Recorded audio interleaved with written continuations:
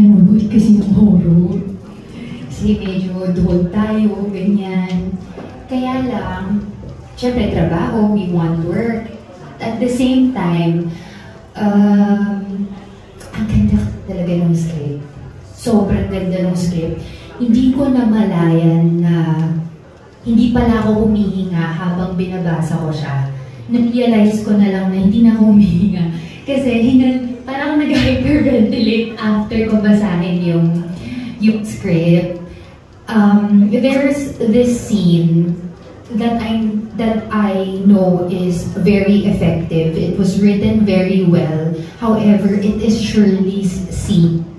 And meron akong medyo na-feel ko lang na parang medyo uncomfortable ata ako sa scene na to.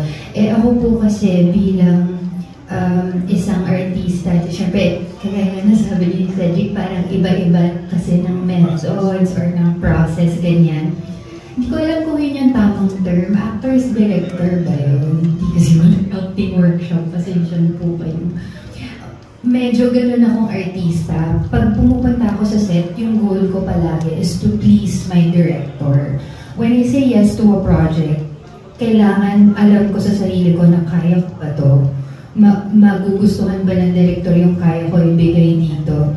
And nag-worry ako dahil nga uncomfortable ako sa isang scene. Ayokong malungkot yung director ko, tapos maisip niya, dapat si ano na lang. Pag may project ako, palaging ang goal ko, dapat maiisip ng director, tama.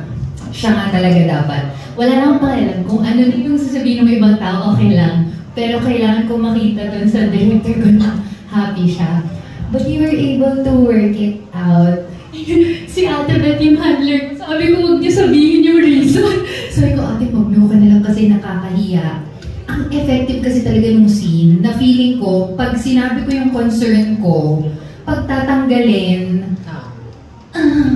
sayang. So ayokong bastusin yung, feeling ko lang kapag nag-request ako ng ganon, matatamaan ko yung writer. Siyempre, pinagandaan nila yan. Sila na rin nagsasabi kanina na yung Wanderlust, kilala sila sa advertising, pero inabot ng 10 taon para magkaroon sila ng ganitong klaseng budget para makapagbuo ng pelikula. Hindi kagaya ko ang pipigil ng creativity nila.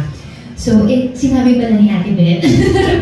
Tapos nagawa ng paraan, thank you, Derek. Gusto ko din po talaga kayong matrabaho.